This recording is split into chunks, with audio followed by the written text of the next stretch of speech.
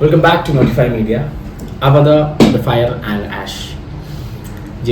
James Cameron Avatar എന്ന ഫ്രാഞ്ചൈസിൽ നിന്നും മൂന്നാമത്തെ പാട്ടായിട്ട് ഇറക്കിയ സിനിമയാണ് Avatar the fire and ash. ഈ സിനിമ ഭയങ്കര 3D ആയിരുന്നു കണ്ടത്. 3D എന്ന് പറഞ്ഞ ഇതാണ് സിനിമ. അതായത് ഒരു 3D പടം എന്ന് പറയുമ്പോൾ നമ്മൾ പക്ക ആ സ്ക്രീനിലോട്ട് ഇറങ്ങിച്ച് നമുക്ക് സാധാരണ 3D പടങ്ങൾ കാണുമ്പോൾ ചില പടങ്ങൾ കാണുമ്പോൾ തലവേദനിക്കാം, ഒരു ഇറിറ്റേഷൻ തോന്നാം.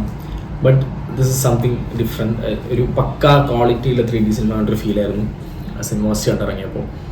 പിന്നെ ഈ സിനിമയെ കുറിച്ച് പറയാനാണെങ്കിൽ നമ്മൾ അവതാർ ഫസ്റ്റ് പാർട്ട് കണ്ടിട്ടില്ലേ, ആ ഒരു ഫസ്റ്റ് പാർട്ട് പോലെ അത്രയും എൻഗേജിങ് ആയിട്ട് നമുക്കൊരു ഫ്രഷ് ഫീൽ ഉണ്ടായിരുന്നില്ല ആ സിനിമ കാണുമ്പോൾ. ബട്ട് ആ സിനിമ പോലെ ഇനി ജെയിംസ് കാമറൂണിന് പോലും അതുപോലൊരു പടം ഇനി അവതാർ വെച്ച് ചെയ്യാൻ പറ്റുമെന്ന് എനിക്ക് തോന്നുന്നില്ല. ബിക്കോസ് എനിക്ക് ഇതിനേക്കാൾ കുറച്ചുകൂടി ഇഷ്ടപ്പെട്ടത് വേ ഓഫ് വാട്ടറാണ്. But this is something huge, കുറച്ചുകൂടി വലുതാണ്. നമുക്ക് ഒന്നും കൂടി അവതാർ എന്ന് പറഞ്ഞ ആ യൂണിവേഴ്സ് എന്താണെന്നും അവിടുത്തെ ആൾക്കാരുടെ ഇമോഷൻസ്, അവരെങ്ങനെയാണ് ജീവിക്കുന്നത്, അങ്ങനത്തെ കുറേ കാര്യങ്ങൾ ഇതിൽ പറയുന്നുണ്ട്. ഇതിൽ കൂടുതലും അതാണ് കൺവേ ആക്കുന്നത്. അവരുടെ മീൻസ് ഇപ്പോൾ ആ ഫസ്റ്റ് സ്റ്റേജിൽ നിന്നും അവർ ഒരുപാട് കുട്ടികളുണ്ടായി ഒരു വേറെ ലൈഫിലോട്ട് മാറുമ്പോൾ അവർ ഫേസ് ചെയ്യുന്ന കാര്യങ്ങൾ. പിന്നെ നമുക്ക് ഫയർ എന്ന് പറയുന്ന ഒരു പുതിയൊരു സംഭവത്തിലേക്ക് കൂടി നമുക്ക് അവരുടെ ഒരു വേൾഡ് അല്ലെങ്കിൽ അവരുടെ, പക്ഷെ നമ്മൾ അത്ര ഓവറായിട്ട് അവരുടെ ഇത് കാണിക്കുന്നില്ല. അവരുടെ ഒരു ജസ്റ്റ് ഒരു കോൺവെർസേഷനിൽ മാത്രമേ പറയുന്നുള്ളൂ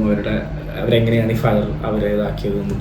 പിന്നെ ആ ഒരു വില്ലത്തി പോലുള്ളൊരു കഥാപാത്രം, ഒരു നെഗറ്റീവ് ഫീമെയിൽ ക്യാരക്ടർ ആഷ് എന്നാണ് പേര്, അപ്പം അവരുടെ ലീഡർ.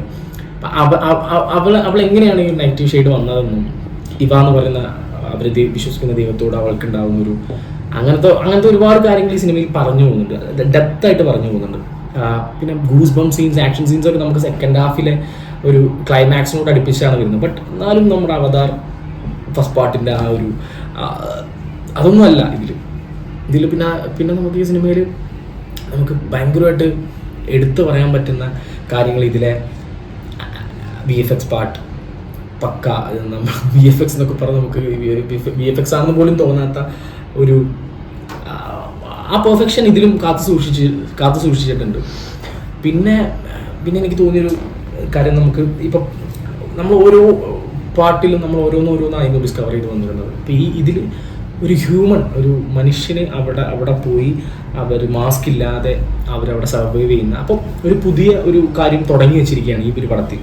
ഇതിൻ്റെ ഫ്രാഞ്ചൈസ് തുടരാൻ ചാൻസ് ഉണ്ട്. ബട്ട് എനിക്ക് തോന്നുന്നു ഇത് തുടരാതിരിക്കുന്നതായിരിക്കും നല്ലത്.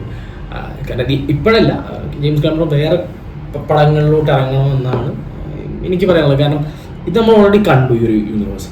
സോ ഇതിൽ ഇനി എന്ത് സ്പെഷ്യലായിട്ട് ചെയ്യാം എന്ന് വേണം ചിന്തിക്കാൻ. കാരണം ഫസ്റ്റ് പാർട്ടിൽ അധികം വില്ലൻ തന്നെയാണ് ഈ പാട്ടിലും വരുന്നുണ്ട്. അപ്പം ഇനി ഇത് കൊണ്ടുപോകുന്നതിൽ കാര്യമുണ്ടെന്ന് തോന്നില്ല. ബട്ട് വേറെ എന്തെങ്കിലും സംഭവിച്ചു ഇത് കുറച്ച് കാലത്തിന് ശേഷം ഈ സിനിമ തിരിച്ചു വരികയാണെങ്കിൽ പിന്നെയും ഒരു നെക്സ്റ്റ് ജനറേഷൻ അല്ലെങ്കിൽ അടുത്തൊരു കുറച്ച് കുട്ടികളൊക്കെ വലുതായി വരുമ്പോൾ അവർക്ക് ചിലപ്പോൾ ഇതൊരു വലിയ ഇൻസ്പിറേഷനായി മാറി വയ്ക്കാം. ബട്ട് നൗ മതിയെന്ന് തോന്നുന്നു. പക്ഷേ ഇതിലും ഒരുപാട് പുതിയ ക്യാരക്ടേഴ്സിനെ അടുത്ത പാർട്ടിലോട്ട് വരാൻ പോകുന്ന കുറേ കുട്ടികളായിട്ടുള്ള ക്യാരക്ടേഴ്സിനെയൊക്കെ നമ്മൾ കാണിക്കുന്ന ലാൻഡ് കിങ്ങിലൊക്കെ കാണുന്ന പോലെ. അപ്പോൾ അങ്ങനത്തെ ഒരു പാർട്ടിലേക്കുള്ളൊരു തുടക്കം പോലെയും ഇതിൽ ഒരുപാട് ക്യാരക്ടേഴ്സിനെയും ഇൻട്രോ കൊടുത്തിട്ടുണ്ട്. അവർക്കൊക്കെ സ്പെഷ്യൽ പവേഴ്സും കാര്യങ്ങളും അവരുടെയൊക്കെ ടാലൻസ് എന്താണ്, കാരണം ഇവൻ്റെ മക്കളുടെ ടാലൻസ് എന്തൊക്കെയാണെന്നൊക്കെ ഇതിൽ കാണിക്കുന്നുണ്ട്. ഇങ്ങനെയാണ് ഈ സിനിമ എൻഡ് ചെയ്യുന്നത്. ഇതും എനിക്ക് തോന്നുന്നു ഇതിനേക്കാൾ എനിക്കിഷ്ടപ്പെട്ടത് ദ വേ ഓഫ് വാട്ടർ ആയിരുന്നു. മീൻസ് ഇതിനേക്കാൾ ബെറ്റർ അതാണെന്ന് തോന്നി. But it's A good movie. നല്ല എക്സ്പീരിയൻസ് ആയിരിക്കും. നമ്മളെ കഥയിലോട്ട് തന്നെ എൻഗേജ് ചെയ്തിരിക്കാൻ നമുക്ക് കാണാൻ പറ്റുന്ന നല്ല സിനിമ തന്നെയാണ്. ഒരു ഡിസപ്പോയിൻമെൻ്റ് ആയിരിക്കും എന്ന് തോന്നുന്നില്ല. ഫ്രഷ് ആയിട്ട് നമുക്ക് പോയി കാണാം ഈ സിനിമ. അപ്പോൾ മാക്സിമം എല്ലാവരും തിയേറ്ററിൽ പോയി കാണാം. ഇത് തിയേറ്ററിൽ പോയി കാണേണ്ട സിനിമയാണ്. ഇങ്ങനത്തെ സിനിമകളൊക്കെ തിയേറ്ററിൽ തന്നെ പോയി കാണണം. അപ്പോഴേ അതങ്ങ് കാണാൻ പറ്റുള്ളൂ, അത് എക്സ്പീരിയൻസ് ചെയ്യാൻ പറ്റുള്ളൂ. പ്രത്യേകിച്ച് 3D തന്നെ കാണാൻ ശ്രമിക്കുക മാക്സിമം. That's my review. അപ്പോൾ അടുത്ത വീഡിയോ ആയിട്ട് വീണ്ടും കാണാം. ബൈ.